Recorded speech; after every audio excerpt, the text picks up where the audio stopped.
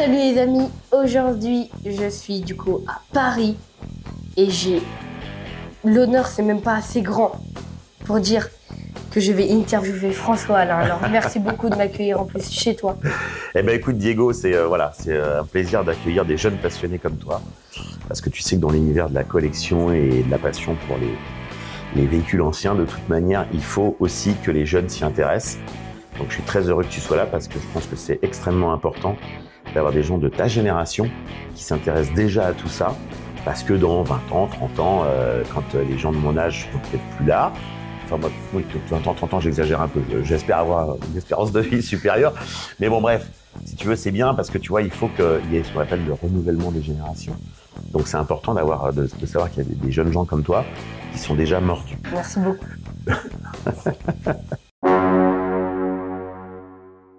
Quand et comment votre passion pour l'automobile est née?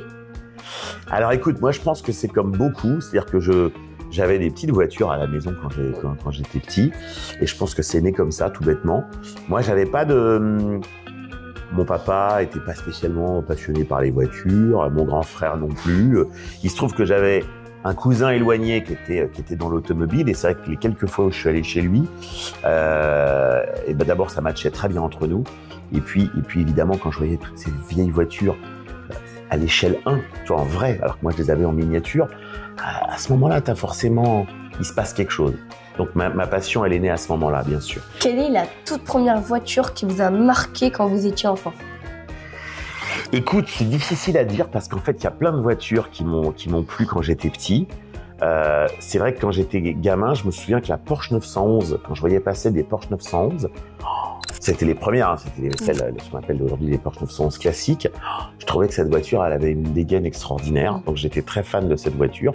Et j'ai attendu longtemps pour économiser, pour m'acheter ma première 911, que j'ai toujours d'ailleurs, qui est malheureusement un petit peu remisée dans un coin, mais que je restaurerai un jour. Et le jour où je suis allé acheter ma première 911, à l'époque ça valait pas trop cher d'occasion, heureusement. Pour moi c'était le Graal. J'avais l'impression d'avoir acheté le truc ultime. Je suis d'accord avec vous, c'est très joli. C'est une de mes Porsche préférées. Même je crois que c'est ma Porsche préférée.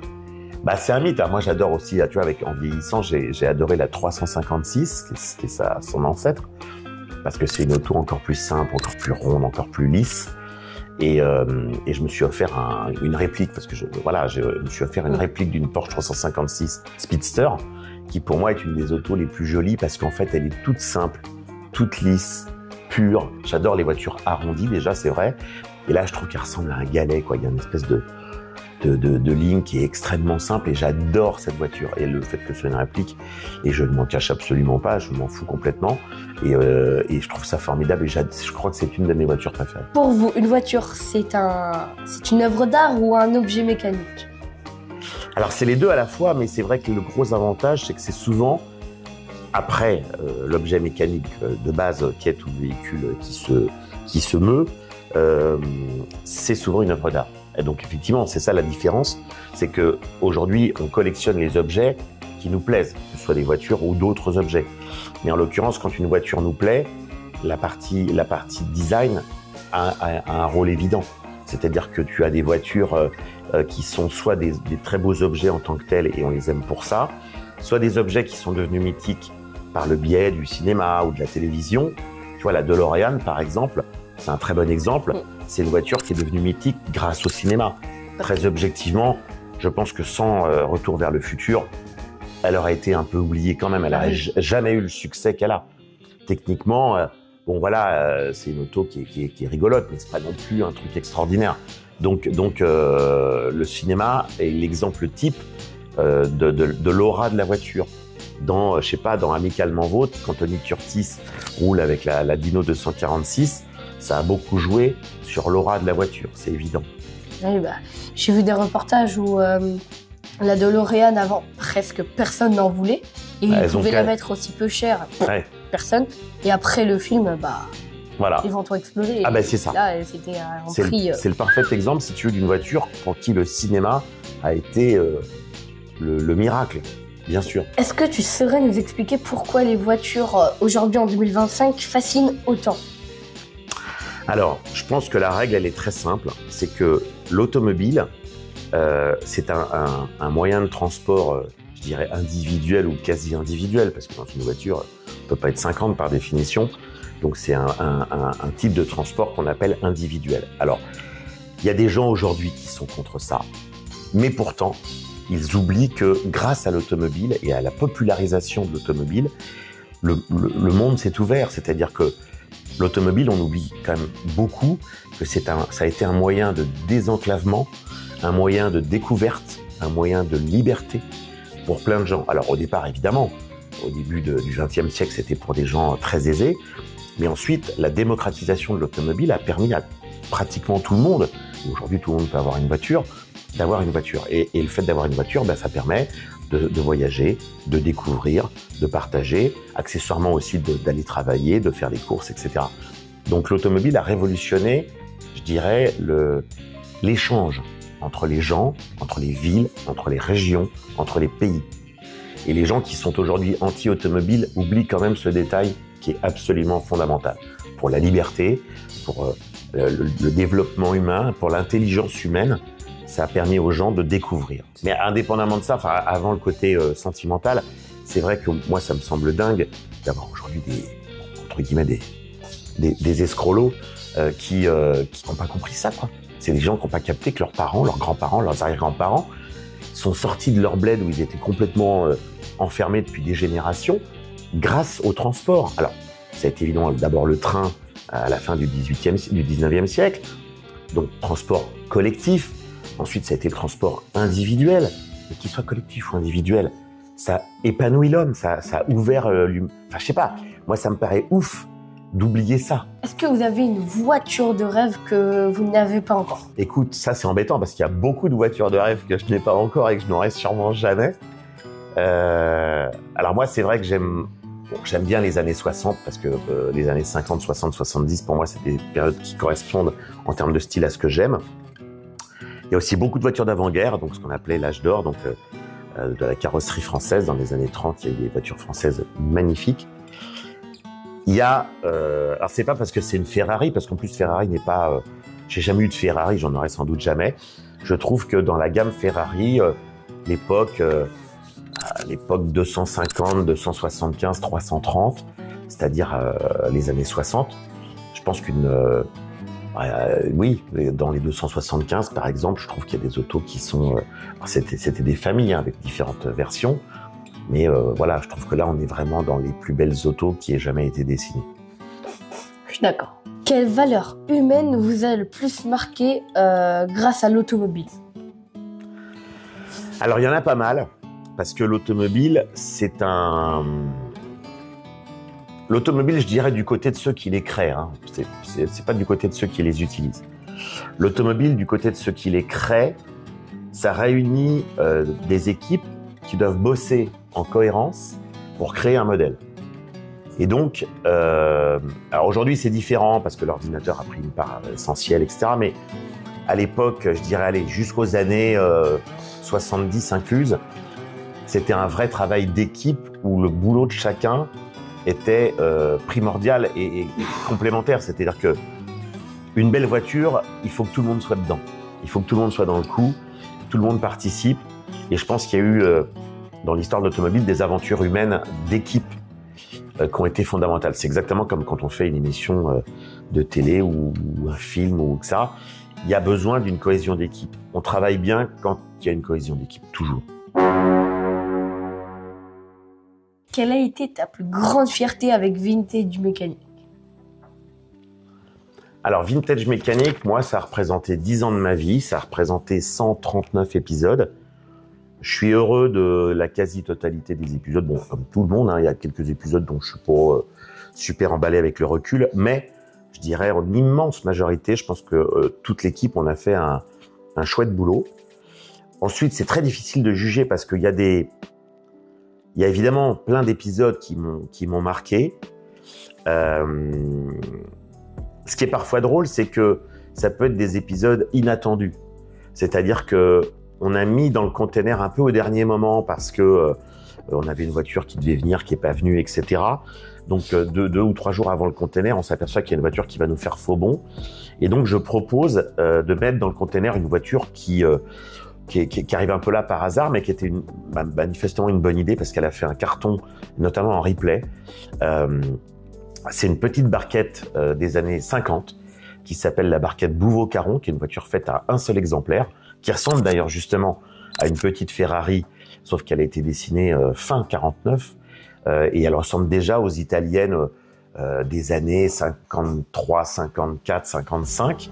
Elle a été dessinée par un Français, donc qui s'appelait Monsieur Bouveau, que j'ai eu la chance de rencontrer. Bon, il est mort malheureusement, Paul, il y a 25 ans. Moi, je l'ai rencontré avant. C'était un designer, un styliste, comme on disait à l'époque. Il a été le patron du style de Peugeot pendant les années 60-70. C'était un monsieur extraordinaire pour plein de raisons cumulées. Et donc, cet épisode qu'on a fait avec cette voiture, où à la fin, on se retrouve avec sa petite fille, Catherine. On se retrouve au concours d'État de Chantilly, qui est le plus grand concours d'élégance de France. Et là, il y a eu une vraie émotion pour faire cet épisode, pour la fin de cet épisode. Et ensuite, quand les gens de la chaîne m'ont dit, mais en fait, cet épisode en replay, il fait un carton. Il fait un carton parce qu'on raconte une histoire. On en revient toujours à ça. Quand tu as quelque chose à raconter d'intéressant, oui. Si c'est réparer de la voiture pour réparer de la bagnole, ok, on fait un épisode. Mais quand on raconte une vraie histoire, ça c'est un plus. Qu'est-ce qui est le plus difficile? C'est le travail mécanique ou la narration? Le travail mécanique. Non, la narration, moi j'ai de la chance. Moi j'ai toujours aimé ça. Donc pour moi ça me paraît pas compliqué parce que ça vient un peu tout seul. J'ai la chance de pouvoir improviser parce que voilà, quand tu as un minimum de culture automobile et que tu es passionné par ça depuis longtemps et que tu as emmagasiné plein de choses, plein d'infos, plein d'expériences, plein d'interviews, etc. et que tu as une tchatch facile, ça sort tout seul. Donc alors je comprends les gens qui ont le trac, moi c'est un sentiment que je n'ai jamais eu. Mais pour moi c'est pas ça, dans ma tête c'est pas dur. Par contre, quand tu es sous une bagnole et que tu prends de l'huile sur la gueule parce que le machin, ça c'est moins drôle. Mais ça fait partie du jeu. On va dire qu'on a tous un peu eu ça. Oui. Tous ceux qui font de la mécanique. Voilà. Tu te coupes, tu te bloques les doigts, tu te tapes dessus un jour parce qu'il y a une clé ou un marteau qui tombe ou un machin. On a tous connu ça, mais ça fait partie aussi du jeu. Mais voilà, ensuite, quand tu restaures ou que tu entretiens toi-même tes voitures anciennes, c'est aussi un plaisir parce que tu peux confier effectivement à un spécialiste. Et pour certaines choses, c'est ce qu'on fait. Mais quand tu fais des tas de choses toi-même, quel bonheur supplémentaire. Ouais. Moi, je sens que je vais beaucoup faire de mécanique dans le futur. Et jusqu'à ma mort, sûrement, parce qu'avec une trentaine de voitures à réparer, Je connais le problème. Ouais, je connais le problème. T'inquiète, il y a beaucoup de voitures ici qui attendent depuis quelques années, voire quelques décennies. Donc, je connais le problème. Quelle restauration vous a le plus bouleversé personnellement? Il y a eu quand même quelques très belles restaurations. Alors c'est même plus de la restauration. Dans certains cas, on peut même appeler ça de la reconstruction. Donc il y a eu des véhicules sur lesquels on est parti très très très loin. Je pense que une de celles qui était le plus intéressant sans doute, ça a été la Facel Vega. Parce que la Facel Vega, c'est une voiture française d'abord qui n'était pas forcément très connue du grand public. Donc cet épisode-là a permis de le mettre en avant. Et parce que c'est une voiture qui à l'époque était artisanale. Donc tu peux pas remplacer une portière de Facel Vega par une autre portière d'une autre Facel Vega parce qu'il y a 1 centimètre d'écart. Quand tu fais ça, évidemment, sur une 2 chevaux ou une 4L, c'est des pièces standards. Donc une portière de 4L se remplace par une portière d'une autre 4L. Sur une Facel Vega, tu peux pas parce que il y a de très fortes chances qu'il y ait un écart parce qu'elles étaient toutes faites à la main, etc. Donc la restauration d'une voiture comme ça, c'est d'autant plus méritoire qu'on est sur de l'artisanat à 100%. Pour la mécanique comme ça, c'est vrai que c'est plus compliqué, mais au moins on sait que c'est fait nous-mêmes et pas par des robots. Exactement. C'est ça aussi l'intérêt, si tu veux, des voitures anciennes ou des véhicules anciens, parce que moi, ce qui m'intéresse, c'est pas que les voitures. J'adore les motos, les bateaux, les avions, les trains. Je suis un fan de trains. Tout ce qui est ferroviaire, je trouve ça fascinant et passionnant. C'est aussi une histoire intéressante. Donc, il y a plein d'éléments, si tu veux, qui sont des histoires parallèles. Et on s'aperçoit d'ailleurs souvent que les designers sont multitâches. Il y a des designers qui ont dessiné à la fois des locomotives, des voitures, des avions, des machines à café, des frigidaires. Voilà. Donc le métier de designer fait qu'en général, même ne serait-ce qu'au sein de l'univers du transport, voilà, il y a des designers, notamment américains célèbres, qui ont dessiné et des locomotives et des voitures. Comme Raymond Lévy entre autres. Est-ce que dans Vintage Mécanique, vous avez eu un invité ou une voiture qui vous a intimidé? Alors, intimidé, j'avoue que non, parce que je suis pas... j'adore les gens, mais je suis pas groupie. C'est-à-dire que quand je me retrouve avec quelqu'un qui m'a fasciné quand j'étais petit et autres, je suis hyper heureux de le voir et il y a un côté très sentimental, mais j'ai jamais eu le côté groupie. J'ai un regret, enfin j'en ai plusieurs évidemment, mais c'est normal, parce qu'on a eu un rendez-vous loupé avec Jean-Paul Belmondo. Que évidemment, Jean-Paul Belmondo, si tu veux, c'est une icône, Jean-Paul Belmondo, justement. Ah ouais. Tu vois, c'est une icône parce que il parle à plein de générations. Il a fait une montagne de films. Il a fait des films extraordinaires. Il a fait, comme tous les acteurs de sa génération, des films qui étaient peut-être moins passionnants. Mais il a voilà. Et moi, j'ai eu la chance de le rencontrer plusieurs fois, de déjeuner avec lui. Et c'était un personnage, un type extraordinaire. Enfin, voilà, il incarnait, il représentait quelque chose de formidable. Ça a failli se faire et malheureusement ça s'est pas fait. Ça c'est mon regret. J'ai aussi un autre regret avec un chanteur qui s'appelait Christophe, dont j'ai eu la chance de connaître un petit peu sur la fin de sa vie. Et avec Christophe ça s'est pas fait non plus malheureusement et je le regrette parce que c'était quelqu'un qui était humainement décalé, intéressant, professionnellement avec une palette très étendue et c'était un dingue de bagnole. Qu'est-ce que vous direz à un jeune, par exemple moi, qui veut percer dans l'automobile aujourd'hui? Alors ça dépend dans quelle branche de l'automobile tu veux percer. Ensuite, je pense que moi j'ai pas d'inquiétude sur l'avenir de l'automobile pour deux raisons différentes. D'abord, on aura toujours besoin de véhicules pour se déplacer, c'est évident.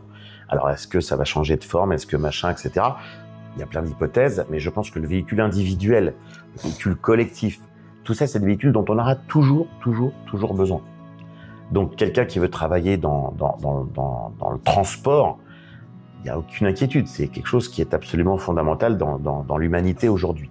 Donc là, il n'y a pas de problème. Ensuite, sur la partie passionnelle, c'est-à-dire effectivement les voitures de collection ou les voitures passion, qui peuvent être des voitures modernes, parce que on oublie aussi cette famille-là, c'est que dans les voitures neuves, modernes, actuelles, il y a des véhicules typiques de déplacement, et puis il y a quand même des véhicules qu'on achète comme une petite Madeleine de Proust. C'est pour ça qu'une voiture comme la Porsche 911 perdure, parce qu'aujourd'hui, bien sûr, il y a des gens qui utilisent la 911 pour tous les jours. Mais la plupart des gens qui roulent en 911, c'est une seconde voiture, c'est une voiture qu'on garde pour se faire plaisir, pour le soir, les vacances, les sorties, les balades, etc. C'est pas forcément une voiture usuelle de tous les jours. Donc moi, j'ai aucune inquiétude là-dessus. Je pense qu'il y aura toujours du boulot, soit dans la partie collection, restauration, soit dans la partie actuelle. Pour moi, il n'y a aucun problème là-dessus. Comment on peut transmettre une passion dans un monde qui change aussi vite aujourd'hui? Alors ça, c'est une très bonne question aussi, parce que je pense que il y a beaucoup de gens qui ont compris cette notion de si on veut que ça perdure, il faut transmettre. Et moi, ça, j'avoue que c'est quelque chose auquel je tiens énormément. Moi, j'ai deux garçons. Aucun des deux ne s'intéressait à mon univers. Et puis, il y en a un des deux. Enfin, les deux s'y sont mis quelque part, mais il y en a un qui est parti vers le journalisme et l'autre qui est parti vers la mécanique. Voilà. Donc, les deux, on a une accroche tous les deux pour deux raisons différentes. Mais si tu veux, je pense qu'aujourd'hui, cette notion de transmission, elle est importante. Et ce qu'il faut jamais oublier, c'est que nos anciens, les gens qui aujourd'hui sont à la retraite, il faut pas les oublier pour plein de raisons, évidemment. Mais notamment parce que c'est des gens qui ont des tas de choses à transmettre, à faire savoir et à apprendre. Et donc moi, les quelques actions que je fais à titre personnel ou professionnel ou par rapport à ça sont importantes parce que dans ma tête, parce que je pense que il faut savoir entre guillemets agir sur le lien entre les parents, les enfants, les grands-parents. Tout le monde a des choses à se transmettre dans tous les sens. Et donc, c'est un des sujets qui permettent de décloisonner les choses et le comportement et l'esprit et la manière de faire. Et en fait, on apprend tellement avec les anciens. Et les jeunes sont, quand ils sont passionnés, mais c'est le cas de beaucoup, heureusement, ils apprennent beaucoup de leurs anciens. Et donc, c'est une notion qu'il ne faut pas oublier, parce que notamment, justement, dans la passion de la collection des objets divers et variés, d'ailleurs pas uniquement des objets de transport, et ben c'est hyper important. Parce qu'on sait, on apprend, même si aujourd'hui il y a l'intelligence artificielle, il y a tout ce qu'on veut pour avoir des infos, c'est hyper important de savoir le vrai. C'est drôle parce que vous me dites que vos deux garçons, il y en a un qui est sur la mécanique et l'autre sur le journalisme, mais vous pouvez aider en fait les deux, parce que vous faites de la mécanique, mais vous avez été aussi journaliste au début, du coup, et comme vous avez écrit en plus des livres, vous pouvez aider à faire des rédactions avec vos fils. Donc, je suis plus journaliste que mécanicien, hein, on va pas se mentir. Mais c'est vrai que comme tous les collectionneurs, parce que moi, en fait, ce qui a été aussi le pivot, c'est que moi, je collectionne depuis que j'ai 18 ans. Le fait d'être collectionneur fait qu'évidemment, j'ai appris, comme tout le monde, petit à petit, à entretenir mes voitures, à changer des freins, à sortir un moteur, à sortir une boîte. Alors, tous les collectionneurs ne savent pas le faire. Mais je veux dire, je suis pas mécanicien professionnel, mais je suis pas non plus le gars qui va donner sa voiture à réparer dès qu'il y a une durite qui pète. Ouais. Donc voilà, donc si tu veux, je me suis forcément positionné comme un amateur, je dirais un amateur éclairé. Alors, on va appeler ça comme ça. Voilà. Moi, j'en connais un qui sait changer un moteur, une boîte. Je ne vise personne. Dès qu'on est collectionneur invétéré et qu'on a plusieurs voitures, on finit par s'y mettre soi-même. Moi, ça a été mon cas, hein, je veux dire. Et mon fils suit le chemin aussi pour ça. On s'est fait un petit garage avec tout ce qu'il faut en outillage, en machin, pour faire l'entretien de nos propres voitures. Ce qui m'empêche pas d'aller chez les copains de temps en temps quand j'ai besoin, ou que j'ai pas le temps, ou que j'ai pas l'outillage nécessaire, ou etc. Mais c'est logique. Donc les vrais collectionneurs finissent tous par s'y mettre. Donc moi, je me souviens, je bricolais mes premières voitures, je les bricolais dans la rue à Paris, en bas de chez mes parents. Les gens du coin me regardaient genre, mais qu'est-ce qu'il fait lui? Et voilà. Et entre un moteur qui pète et un chroniqueur qui s'enflamme, quel est le plus dur à gérer? C'est souvent, hein, alors moi j'ai pas eu de chroniqueur entre guillemets, mais oui, les personnalités sont souvent, il y a parfois dans un travail télévisuel, il y a des égos à gérer. Puis il y en a, parfois c'est compliqué, ouais. Il y en a qui ont du mal à passer les portes, ça arrive. C'est vrai. Ouais. Est-ce qu'il existe une voiture tellement moche que jamais de votre vie vous voudrez restaurer? Ouais, je sais pas, il y a eu, oui, évidemment, il y a des voitures des années 70-80, notamment dans les pays de l'Est, qui étaient des voitures très moches, mais l'explication, elle est très simple, c'est que on est typiquement dans des époques où c'était pas du tout le look de la voiture qui était recherché, c'était d'avoir une boîte avec 4 roues et un moteur pour se déplacer. Donc oui, il y a eu notamment des dérivés de certaines Fiat qui ont été fabriquées, qui étaient des voitures pas forcément très jolies, ce qui n'empêche pas que chez Fiat, il y a eu des voitures magiques, magnifiques, et j'en ai, parce que moi c'est une marque que j'aime beaucoup.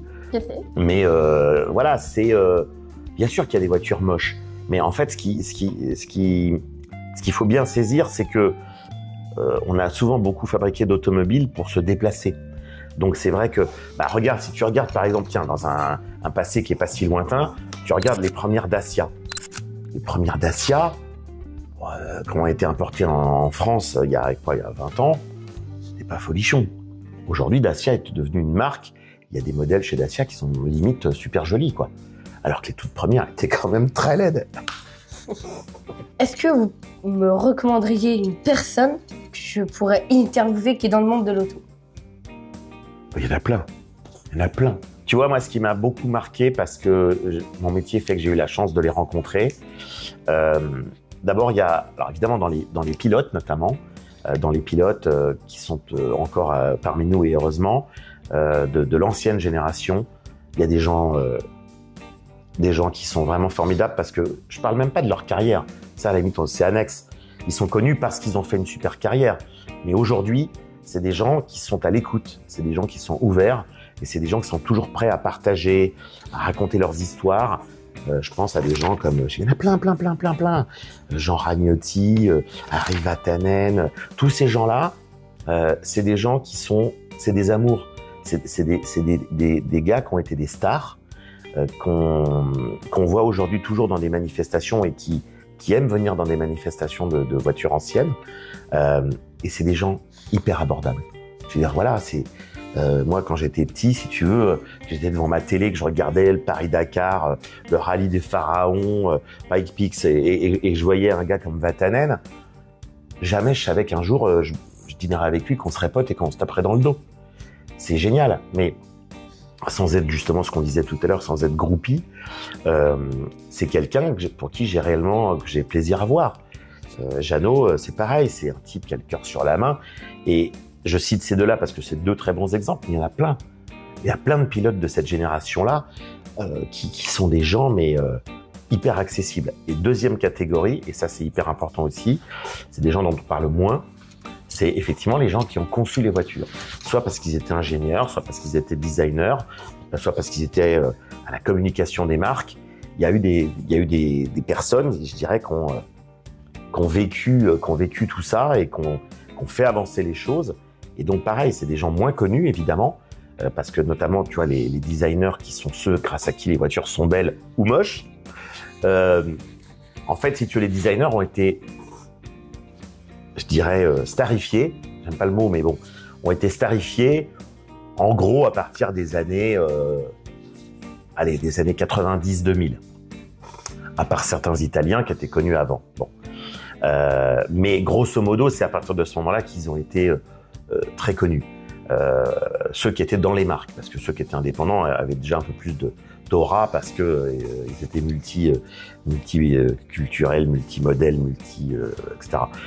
Mais c'est vrai qu'il y a eu des tas de designers tout le temps, quoi, dans les années 30, 50, 60, 70, qui sont pas forcément connus du grand public et qui étaient des artistes, des vrais artistes. Merci d'avoir accepté cette interview. Eh ben avec plaisir, Diego. Les amis, on se retrouve pour une prochaine vidéo. Ciao. Je suis triste que ce soit déjà fini.